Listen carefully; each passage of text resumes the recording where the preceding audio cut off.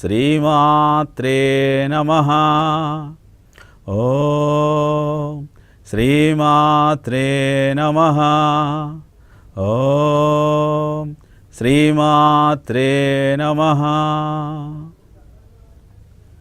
పూజ TV ప్రేక్షకులకు నమస్కారం. భాగవత కథలు కార్యక్రమానికి స్వాగతం.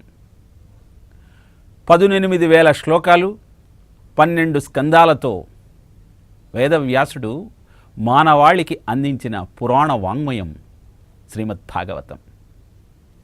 సాక్షాత్తు శ్రీకృష్ణ పరమాత్మ యొక్క ప్రతిరూపం.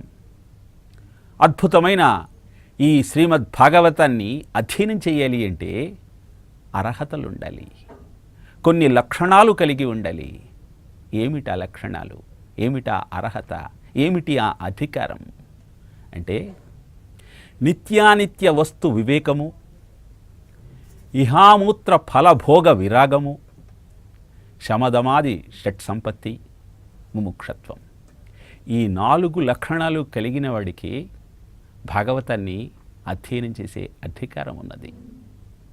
7 రోజులలో మృత్యువు ఆసన్నం కాబోతోందని తెలుసుకున్న పరీక్షిత్తు మహారాజు అనిత్యమైన ఈ శరీరం గురించి ఆలోచన అనవసరమని భావించి సత్యమైనటువంటి ఆత్మజ్ఞానాన్ని తెలుసుకోవాలన్న సంకల్పంతో ఇహలోక సుఖాలను, స్వర్గలోక భోగాలను త్యజించి శమదమాది గుణాలన్నింటినీ అలవరుచుకొని మోక్షకామి అయి శ్రీశుకుణ్ణి ఆశ్రయించాడు.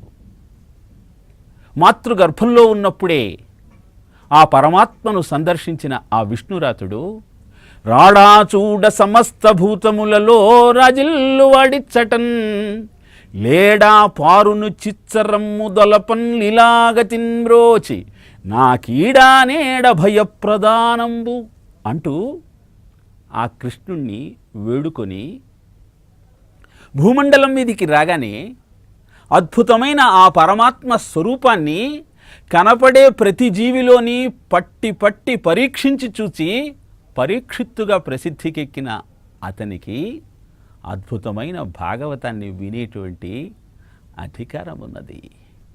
అందుకే ప్రథమ స్కంధాన్ని అధికార నిరూపణ అని వ్యవహరిస్తారు. అలా తనను ఆశ్రయించినటువంటి పరీక్షిత్తు మహారాజుకు ముహూర్త కాలంలో ముక్తి పొందవచ్చంటూ ఖట్వాంగుని చరిత్ర వినిపించి యమ, నియమ, ఆసన, ప్రాణాయామ, ప్రత్యాహార, జప, ధ్యాన, సమాధులనేటువంటి అష్టాంగ యోగాన్ని బోధించి బద్ధజీవుడికి సంసారం నుంచి ముక్తి పొందాలి అంటే తపస్సు, యోగం 2 మార్గాలైన అత్యంత సులభమైన మార్గం భక్తియోగ సాధనే అంటూ వివరించాడు ద్వితీయ స్కంధంలో. అందుకే ద్వితీయ స్కంధాన్ని సాధన నిరూపణ అని వ్యవహరిస్తారు. ఇక తృతీయ స్కంధంలో బ్రహ్మదేవుడు సృష్టిని చేసిన క్రమాన్ని, యజ్ఞస్వరూపమైన ఆది వరాహస్వామి యొక్క తత్వాన్ని, నిషిద్ధ కర్మలను ఆచరించినట్టయితే, ధర్మాన్ని తప్పి సంచరించినట్టయితే జన్మించే ఆసురీ సంతానం యొక్క స్వైర విహారాన్ని, గృహస్థాశ్రమంలోని గొప్పతనాన్ని, ప్రకృతి నుంచి ఆవిర్భవించే 24 తత్వాల యొక్క విశ్లేషణను, గర్భస్థ శిశువు యొక్క వేదనను వివరించాడు వేదవ్యాసుడు. అందుకే తృతీయ స్కంధాన్ని సర్గ నిరూపణ అని చెబుతారు. సర్గ అంటే తత్వము, సృష్టి అనే అర్థం చెప్పుకోవచ్చు. భగవత్ తత్వాన్ని 5 లక్షణాలుగా నిర్వచిస్తారు. ఏమిటి ఆ 5? సత్, చిత్, ఆనంద, నామ రూపాలు. ఆ సచ్చితానంద ఘన పరబ్రహ్మ స్వరూపాన్ని తెలుసుకోవాలి అంటే, ఆ తత్వాన్ని గ్రహించాలి అంటే ఆయన రూపాన్ని, నామాన్ని అధ్యయనం చేయాలి, స్మరించాలి. కాబట్టి చతుర్థ స్కంధంలో అద్భుతమైన ఆ నామాన్ని రూపాన్ని వివరిస్తూ రచన చేశాడు వేదవ్యాసుడు. అందుకే ఈ చతుర్థ స్కంధాన్ని విసర్గ నిరూపణ అని వ్యవహరిస్తారు. తత్వాన్ని గ్రహించి ఆ పరమాత్మను తెలుసుకోలేకపోయినట్టయితే ఆయన నామాన్ని రూపాన్ని గ్రహించి ఆయనను తెలుసుకునే ప్రయత్నం చెయ్యమని వేదవ్యాసుడు చతుర్థ స్కంధంలో 31 అధ్యాయాలుగా భాగవత రచనను కొనసాగించాడు.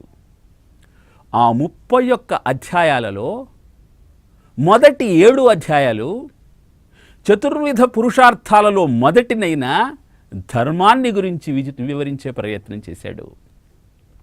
సాత్విక, రాజసిక, తామసిక, ఆది భౌతిక, ఆధ్యాత్మిక, ఆది దైవిక లక్షణాలతో ధర్మాన్ని వివరించే ప్రయత్నం చేశాడు. మరి ధర్మాన్ని వివరించటానికి 7 అధ్యాయాలే ఎందుకు ఎన్నుకున్నాడు? సందేహం వస్తుంది కదా. ధర్మానికి ఆధారం యజ్ఞం. యజ్ఞంలో 7 తంతులు ఉంటాయి. కాబట్టి ధర్మానికి ఆధారమైన యజ్ఞాన్ని ప్రజలకు వివరించాలన్న సంకల్పంతో 7 తంతులు గల యజ్ఞాన్ని 7 అధ్యాయాలుగా మనకు అందజేశాడు.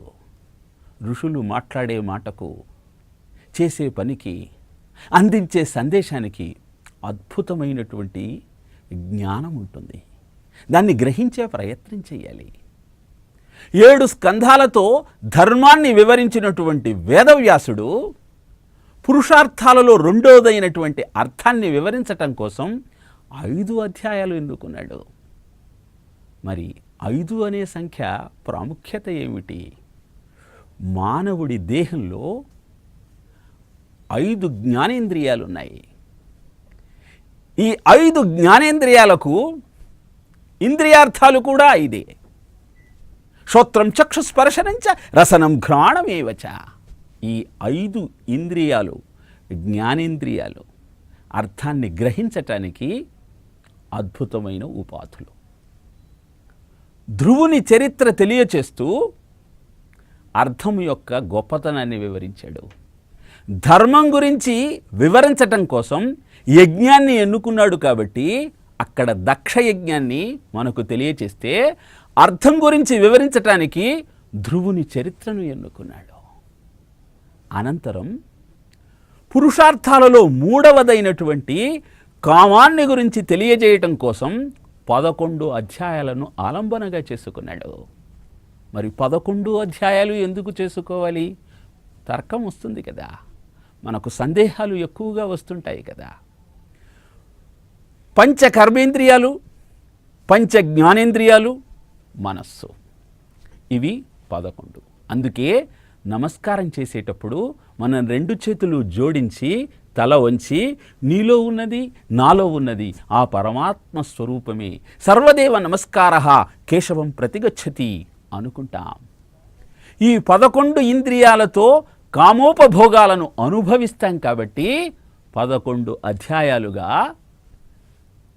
కామం యొక్క విశిష్టతను తెలియచేశారు వేదవ్యాసులు చతుర్థ స్కంధంలో. దానికి వేన చరిత్రను, పృథుమహారాజు చరిత్రను దృష్టాంతాలుగా తీసుకున్నాడు. అనంతరం మోక్షం గురించి వివరించటం కోసం 8 అధ్యాయాలు గ్రహించాడు. భూమిరాపో నలో వాయు ఖమ్మనో బుద్ధిరేవచ అహంకారమితీయం మే భిన్నా ప్రకృతి అష్టధాహ. భగవద్గీతలో కృష్ణ పరమాత్మ తెలియచేశాడు 8 విధ ప్రకృతులు. ఈ 8 విధ ప్రకృతులు ఎప్పుడైతే అంతరింపబడతాయో అప్పుడు అద్భుతమైనటువంటి పరబ్రహ్మ తత్వం గోచరిస్తుంది. అందుకే మనకు భగవద్గీత 18 అధ్యాయాలు, 18 అధ్యాయాలతో భగవద్గీత, 18 పర్వాలతో భారతం అందచేయబడింది. దానిలో ఆ 8 అధ్యాయాలలో 4 అధ్యాయాలు సగుణ నిరూపణ, 4 అధ్యాయాలు నిర్గుణ నిరూపణ. ఎంత అద్భుతమైనటువంటి తత్వాన్ని మనకు వేదవ్యాసుడు భాగవతం ద్వారా, భాగవతంలోని చతుర్థ స్కంధం ద్వారా తెలియచేసే ప్రయత్నం చేశాడో గమనిద్దాం. ధర్మార్థ కామమోక్షాలే మానవుడు తెలుసుకోవలసిన పురుషార్థాలు. వాటిని మనం తెలుసుకోగలిగినట్టయితే జీవనం ఆనందంగా ముందుకు సాగుతుంది. అందుకే భాగవతాన్ని పరిశీలిస్తూ ఉన్నప్పుడు ఎక్కడెక్కడైతే తత్వ విచారణ చేసి తెలుసుకోవాలో అక్కడ తత్వాన్ని గ్రహిద్దాం. ఎక్కడైతే నామరూపాల ఆధారంగా కథాభాగాన్ని అర్థం చేసుకోవాలో అక్కడ నామరూపాల యొక్క గొప్పదనాన్ని తెలుసుకునే ప్రయత్నం చేద్దాం.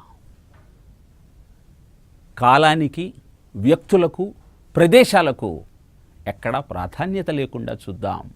18,000 భాగవత శ్లోకాలలో అద్భుతమైనటువంటి వ్యక్తిత్వ వికాసము, పరబ్రహ్మతత్వాన్ని గ్రహించటానికి కావలసినటువంటి ఆలంబన మనకు దొరుకుతాయి. వాటిని గ్రహిస్తూ అద్భుతమైన విచారణ చేస్తూ చతుర్థ స్కంధాన్ని అధ్యయనం చేసే ప్రయత్నం చేద్దాం ఒక్క విరామం తరువాత.